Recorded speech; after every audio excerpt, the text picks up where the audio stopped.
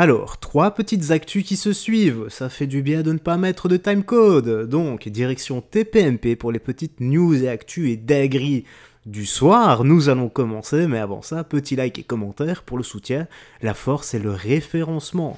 Checkons ça, et si on doit réagir, on réagira à chaque fin de news. Let's go, on est parti. Michel Marie, on va parler, un déséquilibré agresse une femme dans la rue et la jette dans l'Isère. C'est moi. C'est Amaury, c'est bon. Ouais, la pauvre a bien failli passer. Ça s'est passé en fait dans la nuit de vendredi à samedi, donc ce week-end, à Grenoble. Il est en fait 4 h du matin. Manon, qui est une jeune femme qui a 24 ans, rentre de soirée.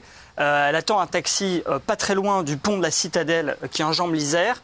Et à ce moment-là, arrive un homme qu'elle n'a jamais vu et qui n'a a priori aucune raison de lui en vouloir, qui se met à hurler, qui se jette sur elle, qui lui attrape les jambes et qui la jette par-dessus le parapet du pont, du haut du pont. Donc en fait, la pauvre jeune femme fait une chute de 7 mètres jusque dans l'eau de l'Isère. Il faut bien s'imaginer la scène, hein. Il est 4 h du matin, bien sûr. Il fait nuit noire, l'eau est glaciale, et donc elle a toutes les chances de se noyer, d'autant qu'elle vient de faire une chute très impressionnante. L'hypothermie. Alors heureusement, elle est sauvée peu de temps après par les pompiers, puisqu'il y a un témoin qui la voit tomber et donc qui prévient les pompiers. Donc elle a pu s'en sortir indemne, et elle a même pu aussi livrer son témoignage dans les médias. Voilà ce qu'elle raconte. Quelqu'un est arrivé derrière moi, je n'ai pas vu son visage, mais je sais qu'il m'a pris par les jambes et a fait basculer par-dessus pour me retrouver dans l'eau. Je n'ai même pas essayé de nager, de toute façon je savais que c'était peine perdue.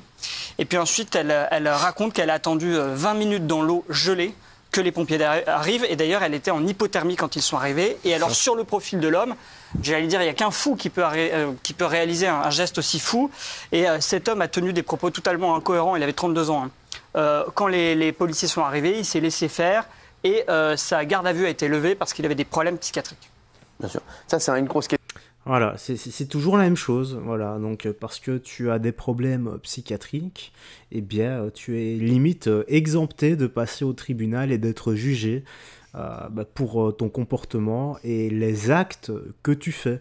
C'est parce que là, dans l'histoire, ça se termine bien, mais déjà une chute de 7 mètres dans l'eau, si tu retournes mal, déjà tu te fais extrêmement mal, et voire pire que extrêmement mal.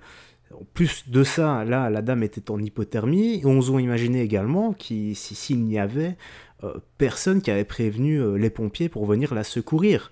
C'est un truc de dingue, et je ne comprendrai jamais cette justice qui, encore une fois, hein, les gars, totalement laxiste.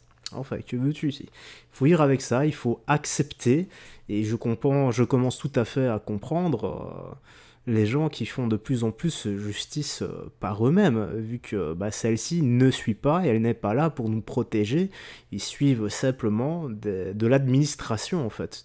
C'est juste ça. Question ça aussi, ça que je me pose. Sur les fous, fous pas fous, pour moi il doit être en prison. Hein. Alors il pourra peut-être être jugé, il y a une enquête qui est ouverte pour tentative de meurtre. Les mecs, ça c'est insupportable ça aussi. T'es fou, tu peux faire ce que tu veux. Non, t'es fou, tu vas être en prison comme tu veux. Je suis désolé les mecs, comme tout le monde. Logiquement c'est ça.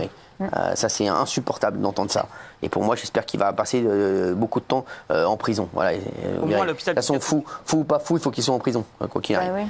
C'est insupportable. Au moins si c'est un fou, c'est... Voilà, et le temps qu'il passe en prison, s'il a des problèmes psychiatriques, il peut se faire soigner tout en étant encadré en prison. L'un n'empêche pas l'autre, parce qu'il faut payer pour nos actes, tout simplement. De toute façon, je vais vous dire, moi je suis désolé, fou, pas fou. Pour moi, il faut être complètement déjà déséquilibré, même quand on voit ce qu'il y a eu comme sur les meurtres de Philippines, de Lola. Pour moi, quoi qu'il arrive, c'est des déséquilibrés. Donc par définition, déjà, c'est des déséquilibrés. Donc dire c'est un fou, il est fou. Pour moi, tous ceux qui font ça sont des fous, quoi qu'il arrive. Et en plus, ce sont des gens dangereux. Donc en prison, terminé, et qui ressortent pas tout de suite, et qui ressortent même pas du tout. Merci. Jay-Z, on va parler de Jay-Z. Gilles Verdez, le rappeur accusé d'avoir violé une adolescente de 13 ans. Jay-Z, c'est le mec de... Beyoncé. Oui.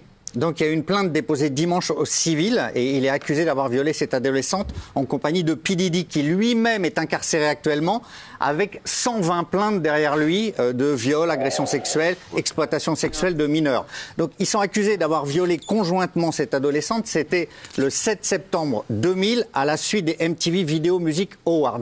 Donc la jeune fille de 13 ans n'est pas invitée à la cérémonie, mais elle a l'habitude de se greffer comme ça à des cérémonies pour lesquelles elle n'est pas invitée. Elle arrive à entrer entrée, et puis elle fait la connaissance du chauffeur de P. Diddy. Il lui dit, mais tu es exactement ce que P. Diddy recherche. Donc à ce moment-là, elle va à la soirée, elle entre, elle signe un accord de confidentialité, et puis elle voit des stars en train de se droguer, de boire de l'alcool.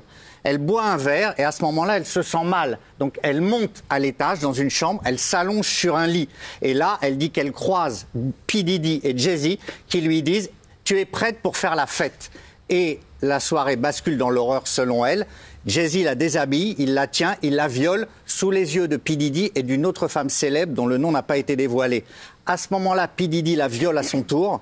Il veut qu'elle fasse une fellation. Et donc, elle s'enfuit, elle réussit à appeler son père à partir. Alors, Jay-Z dément les faits. Il dit que c'est une affabulation d'un avocat qui, en ce moment, lui aurait proposé un chantage. Je ne porte pas plainte si tu payes. Il refuse et il dit allons au pénal et voyons ce que ça donne. Il est en lutte contre cet avocat. Ça faisait des mois qu'on disait que quelque chose allait sortir sur Jay-Z. Et là, il y a un vent de panique chez les stars américaines puisqu'il y a une liste de 100 stars qui ont été identifiées dans les soirées de P. Diddy. Alors, c'est pas parce qu'on a une soirée qu'on est coupable. Il y a quand même le prince Harry, William, Kim Kardashian, Shakira, Will Smith. Il y a 100 stars au total, énormément de rappeurs. Et il y a une sextape que les médias américains s'arrachent avec P. Diddy, une autre célébrité et un ou une mineure pour $500 000. Pour l'instant, elle n'est pas sortie encore, mais c'est terrible. C'est une affaire catastrophe. Catastrophe. Allez. Et le truc, c'est que faut même pas que ça nous surprenne, les gars.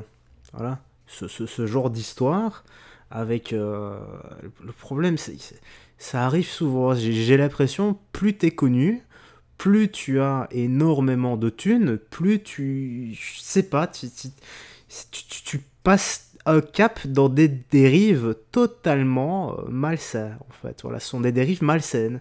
Si tu deviens malsain, tu as l'impression que l'argent te fait réellement péter les plombs quand tu ne sais pas gérer.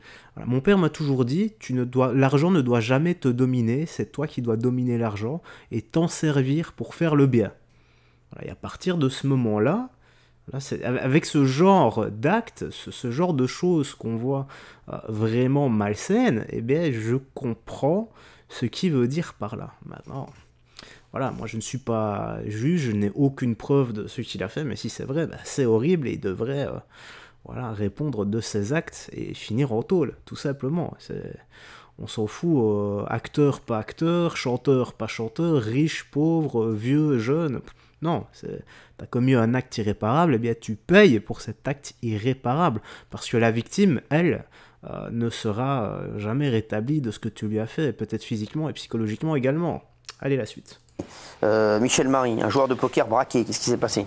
Ouais, incroyable cette histoire, c'est un Japonais qui a 24 ans, il gagne il y a 2 mois 160 000 $ dans un concours de poker à Barcelone, un tournoi de poker à Barcelone. Il ramène cet argent, mais il est coincé pour rentrer au Japon par les douanes françaises. On n'a pas le droit d'avoir 160 000 $. Donc l'argent est saisi, mais il faut qu'il puisse apporter la preuve de l'origine des fonds. En attendant, il retourne au Japon, il revient en France 2 mois plus tard pour récupérer son argent. Et ça, donc, ça se passait le 28 novembre. Il est aux douanes, il récupère les 160 000 $, et il prend un VTC pour aller à l'aérogare au numéro 2, là, le terminal 2 de Roissy, c'est immense. Et chemin faisant, il se fait braquer, le VTC se fait braquer par 5 hommes cagoulés armés. Il était balancé. Qui fracturent à coups de crosse les carreaux du VTC, qui arrachent le sac du joueur de poker japonais et qui s'en vont. L'histoire a une belle fin parce que, alors il y a quand même des questions qui se posent sur d'éventuelles complicités, évidemment, mais l'histoire a une belle fin en ce sens que le joueur japonais, est-ce qu'il avait prévu qu'il allait se faire braquer? J'en sais rien, je ne sais pas pour quelle raison, mais il a, dans son sac, il n'y avait que 1 000 €. Le sac qu'on lui a volé, il y a 1 000 €, donc il a donné en fait un petit pourboire à ses braqueurs et le reste de l'argent était dissimulé un peu partout dans ses vêtements, dans ses poches, dans ses chaussures, etc., etc. Ah, il est fort, il est malin, c'est incroyable, il a senti le truc. Mais c'est vrai que ça pose la question de la complicité parce que peu de gens savaient. C'est sûr il sort c'est des scellés des douanes. Il vient récupérer cet argent et il se fait braquer dans la nuit qui suit. Il y a un méchant problème. Exactement. J'allais dire, les gars, c'est pas pour rien qu'il est japonais. Regardez juste la carte de QI, c'est en Asie. ils ont un QI plus élevé que la moyenne du monde, tout simplement. Et honnêtement, bravo à lui. Bon, ça fait tout de même... je vais dire, voilà, sur 150 000 balles, c'est que 1000 balles. Heureusement qu'il n'a rien eu de grave physiquement, mais il sentait le coup, là. Honnêtement, c'est bizarre hein, comme histoire. Encore une fois, hein, c'est l'argent, ça fait péter les plombs chez certains. Voilà. Et ça en devient même des maladies.